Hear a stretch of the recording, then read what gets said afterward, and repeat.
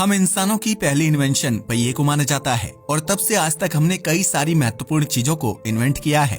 अगर वैज्ञानिकों से पूछा जाए तो वह बताते हैं कि इंसानों द्वारा की गई आज तक की सबसे इम्पोर्टेंट इन्वेंशन है लेंसेज। एक लेंस लाइट को मोड़ने और उसे मन मुताबिक ढालने का काम करता है। अगर कई सारे लेंसेज को एक साथ कंबाइन कर दिया जाए तो हम ऐसी चीजों को क्रिएट कर सकते हैं जिनके बारे में सपने में भी नहीं सोचा जा सकता। आज हमारे पास टेलीस्कोप और माइक्रोस्कोप जैसी आधुनिक टेक्नोलॉजी है जिनकी शुरुआत लेंसेज के साथ खेल करने से हुई थी। अगर टेलीस्कोप को एस्ट्रोनॉमी की सबसे महत्वपूर्ण इन्वेंशन कहा जाए तो यह गलत नहीं होगा। टेलीस्कोप का कॉन्सेप्ट सबसे पहले गैलीलियो गैलीली ने फेमस किया था। अपने द्वारा की गई स्टडीज के जरिए उन्होंने एक टेलीस्कोप का निर्माण किया था जिसके जरिए वह तारामंडलों और ग्रहों को ऑब्जर्व कर सकते थे। आपको जानकर हैरानी होगी कि जुपिटर ग्रह के पहले 4 चांदों की डिस्कवरी असल में गैलीलियो गैलीली ने ही की थी। मामूली टेलीस्कोप्स सिर्फ विजिबल लाइट को कैप्चर करने के ही काबिल होते हैं, लेकिन जैसे जैसे विज्ञान आगे बढ़ता गया वैसे वैसे हमारी टेलीस्कोप टेक्नोलॉजी भी इम्प्रूव होती गई। आज साइंटिफिक ऑब्जर्वेशंस के लिए सबसे ज्यादा रेडियो टेलीस्कोप का इस्तेमाल किया जाता है। जैसा कि इनके नाम से ही पता चलता है, यह विजिबल लाइट की जगह रेडियो वेव्स को कैप्चर करने का काम करते हैं। ऐसा इसलिए किया जाता है ताकि ब्रह्मांड के ऑलमोस्ट हर तरह के ऑब्जेक्ट को स्टडी किया जा सके। रेडियो वेव्स की एनर्जी बहुत ही कम होती है और यह ऑलमोस्ट हर ऑब्जेक्ट द्वारा रिलीज की जाती है, फिर चाहे वह कोई छोटा तारा हो या फिर कोई विशालकाय ब्लैक होल। आज हमारी पृथ्वी पर मौजूद सबसे बड़ा टेलीस्कोप ग्रैंड टेलीस्कोपियो कैनारियाज है, जिसे शॉर्ट में जीटीसी कहा जाता है। 10.4 मीटर के अपर्चर वाले यह टेलीस्कोप स्पेन देश के कैनरी आइलैंड्स में मौजूद है। अगर आपको नहीं पता तो बता दूं कि अपर्चर का मतलब होता है वह एरिया जो टेलीस्कोप में लाइट को कलेक्ट करने का काम करता है। सीधी सी बात है, जिस टेलीस्कोप का अपर्चर जितना ज्यादा होगा वह उतनी ही क्लियर लाइट को कलेक्ट कर पाएगा। कुछ साल पहले तक दुनिया का सबसे बड़ा टेलीस्कोप चीन में मौजूद हुआ करता था। 500 मीटर अपर्चर स्फेरिकल टेलीस्कोप, जिसे फास्ट कहकर बुलाया जाता था, एक बहुत ही एडवांस्ड रेडियो टेलीस्कोप था। इसकी कंस्ट्रक्शन 2011 में चीन के डाओडेंग नाम के एरिया में शुरू हुई थी और 2016 में यह बनकर रेडी हो गया था। दुख की बात यह है कि मात्र 4 साल तक फंक्शन करने के बाद नवंबर 2020 में एक केबल टूटने की वजह से यह खराब हो गया था। फास्ट का अपर्चर 500 मीटर था और यह आज तक इंसानों द्वारा बनाया गया सबसे बड़ा टेलीस्कोप था। इस हादसे के बावजूद फास्ट को एक बहुत इम्पोर्टेंट टेलीस्कोप का दर्जा दिया जाता है। ऐसा इसलिए है क्योंकि मात्र 4 सालों में इसने इतने डेटा को कलेक्ट कर लिया था जितना आम टेलीस्कोप्स कई दशकों में भी नहीं कर पाए थे। वैज्ञानिक वापस से एक ऐसे ही टेलीस्कोप का निर्माण करना चाहते हैं और इसका प्रस्ताव सबसे पहले नासा ने रखा था। नासा के वैज्ञानिक बताते हैं कि इतने बड़े रेडियो टेलीस्कोप को पृथ्वी पर बनाना एक बेवकूफी की बात है। ऐसा इसलिए है क्योंकि पृथ्वी के वायुमंडल में आयोनोस्फीयर नाम की एक लेयर मौजूद है जो अंतरिक्ष से आने वाली रेडियो वेव्स को ब्लॉक करने का काम करती है। अगर आप स्पेस साइंस में रुचि रखते हैं तो कभी न कभी आपने अरोरा नाम के इस फिनोमेना के बारे में जरूर सुना होगा। सूर्य लगातार अपने अंदर से चार्ज पार्टिकल्स की बारिश करता रहता है जिन्हें सोलर विंड्स या सोलर स्टॉर्म्स कहा जाता है। जब यह चार्ज्ड पार्टिकल्स हमारी पृथ्वी की मैग्नेटिक फील्ड और आयोनोस्फीयर से टकराते हैं तो यह ग्लो करने लगते हैं, जिससे अरोरा का निर्माण होता है। नासा के वैज्ञानिकों के मुताबिक इतने विशाल रेडियो टेलीस्कोप की फॉर्मेशन पृथ्वी पर नहीं बल्कि चांद पर करनी चाहिए। चांद पर कई सारे ऐसे गड्ढे मौजूद हैं जिसमें डिस्क लगाकर उन्हें रेडियो टेलीस्कोप में तब्दील किया जा सकता है। सिर्फ इतना ही नहीं, कम गुरुत्वाकर्षण होने की वजह से चांद के पास अपना वायुमंडल भी नहीं है, जिससे रेडियो वेव्स बिना फिल्टर होकर इसकी सतह तक पहुंचती हैं। नासा ने इस टेलीस्कोप को बनाने के लिए कई सारे काम ऑलरेडी स्टार्ट कर दिए हैं। फिलहाल इस प्रोजेक्ट के लिए उन्हें $5 लाख की फंडिंग मिली है, जो किसी टेलीस्कोप के निर्माण के लिए एक बहुत बड़ी रकम है। नासा ने इस टेलीस्कोप का नाम रखा है लूनर क्रेटर रेडियो टेलीस्कोप या LCRT और यह इस पूरे टेलीस्कोप को डिफाइन करने के लिए काफी है। आज से कई अरब साल पहले सौर मंडल में एस्टेरॉइड्स और कॉमेट्स की बारिश हुई थी। इस घटना के सबूत हमें पृथ्वी, मंगल और चांद पर देखने को मिलते हैं। आपको जानकर हैरानी होगी कि पृथ्वी पर इतने बड़े समुद्रों का निर्माण उन्हीं कॉमेट्स की वजह से हो पाया था। उनके बर्फीले केंद्र में वाटर आइस मौजूद थी जो पृथ्वी से टकराने के बाद तुरंत ही भाप में बदल गई थी। जब उस भाप की वजह से पृथ्वी पर वर्षा होनी शुरू हुई तो उससे इतने विशाल समुद्रों का निर्माण हो पाया। सिर्फ पृथ्वी ही नहीं बल्कि मंगल भी आज से 3 अरब साल पहले एक वाटर प्लैनेट हुआ करता था। हालांकि मैग्नेटिक फील्ड और वायुमंडल न होने की वजह से इस पर मौजूद सारा पानी धीरे धीरे अंतरिक्ष में जाता रहा और मंगल एक बंजर ग्रह में तब्दील हो गया। 2012 में नासा द्वारा लॉन्च किए गए क्यूरियोसिटी रोवर ने मंगल की सतह पर वाटर आइस की खोज की थी। आज 12 साल बाद वैज्ञानिक यह जानते हैं कि मंगल के कुछ एरियाज में अभी भी पानी मौजूद है। बस दिक्कत की बात यह है कि वह बर्फ के रूप में है।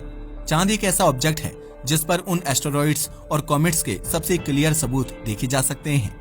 चांद पर दिखने वाले धब्बे असल में कोई दाग नहीं बल्कि बहुत ही गहरे गड्ढे हैं, जिन्हें साइंटिफिक भाषा में क्रेटर कहा जाता है। यह क्रेटर अलग अलग साइजेस के हैं और इनमें से कुछ में वाटर आइस भी मौजूद है। नासा के वैज्ञानिक बताते हैं कि लूनर टेलीस्कोप की फॉर्मेशन के लिए वह साउथ पोल के एरिया को सेलेक्ट करना पसंद करेंगे। ऐसा इसलिए है क्योंकि वह एरिया लंबे समय के लिए सूर्य की रोशनी से वंचित रहता है। लूनर साउथ पोल पर लाइट की मात्रा कम होने की वजह से वैज्ञानिक आसानी से अपनी रेडियो स्टडीज को कंडक्ट कर पाएंगे। अब शायद आपके दिमाग में ये सवाल आ सकता है कि इतने विशाल टेलीस्कोप को चांद पर बिल्ड करने के लिए आखिर किन इंसानों को भेजा जाएगा और वह चांद के खतरनाक वातावरण में अपने आप को जिंदा कैसे रख पाएंगे। कुछ ऐसा ही सवाल वैज्ञानिकों के दिमाग में भी आया था और उनके पास इस दिक्कत का एक बहुत ही अच्छा सॉल्यूशन भी है। चांद पर बिल्ड होने वाले इस लूनर टेलीस्कोप को आर्टिफिशियल इंटेलिजेंस रोबोट के जरिए बनाया जाएगा। यह सुनने में भले ही अविश्वसनीय लग सकता है, लेकिन यह एक सच्चाई है। नासा इस मिशन के लिए स्पेशलाइज्ड रोबोट्स को अभी से डेवलप करने लगा है और उन रोबोट्स को ड्यू एक्सेल कहकर बुलाया जाता है। नासा की जेट प्रोपल्शन लेबोरेटरी में इन अनोखे रोबोट्स को डिजाइन किया जा रहा है। हैरानी की बात यह है कि यह कोई सिंगुलर रोबोट नहीं बल्कि दो रोबोट्स का एक जोड़ा होगा। यह दोनों रोबोट्स आपस में एक स्ट्रॉन्ग मेटल वायर से बंधे होंगे। फिलहाल की प्लानिंग के हिसाब से इनमें से एक रोबोट क्रेटर की बाउंड्री पर मौजूद रहेगा, जबकि दूसरा रोबोट उस गड्ढे में उतरकर टेलीस्कोप को बिल्ड करने का काम करेगा। अमेजिंग बात यह है कि यह दोनों रोबोट ऑटोमेटेड होंगे, यानी यह आर्टिफिशियल इंटेलिजेंस की मदद से काम करेंगे। इनमें ऐसे एआई सॉफ्टवेयर्स को डाला जाएगा जो चांद की सतह के हिसाब से अपने आप को एडजस्ट कर पाएं और मुश्किल परिस्थितियों में अपने आप ही डिसीजन ले पाएं।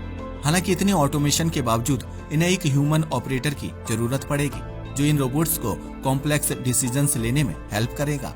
इस टेलीस्कोप को बिल्ड करने के लिए एक ऐसे मटेरियल की जरूरत पड़ेगी जो मजबूत भी हो और लाइट वेट भी।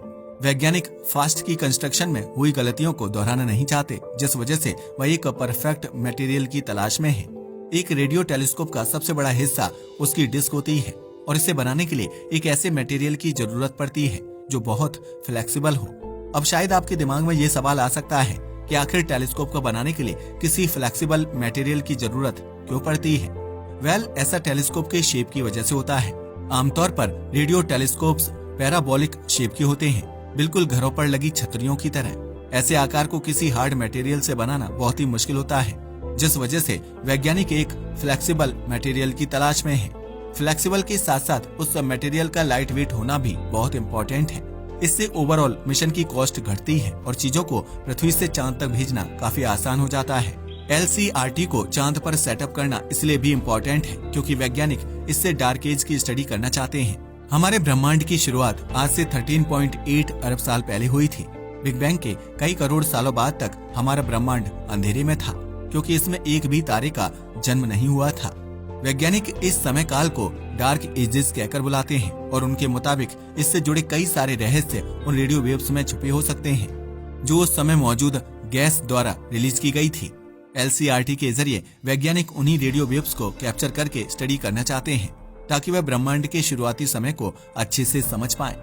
जेट प्रोपल्शन लेबोरेटरी के एक रेडियो एस्ट्रोनॉमर जोसेफ लाजियो बताते हैं कि भले ही डार्क एजेस के समय ब्रह्मांड में तारे ना मौजूद हों, लेकिन उस समय भी हाइड्रोजन गैस जरूर मौजूद थी जो आगे चलकर पहले तारों का निर्माण करने वाली थी।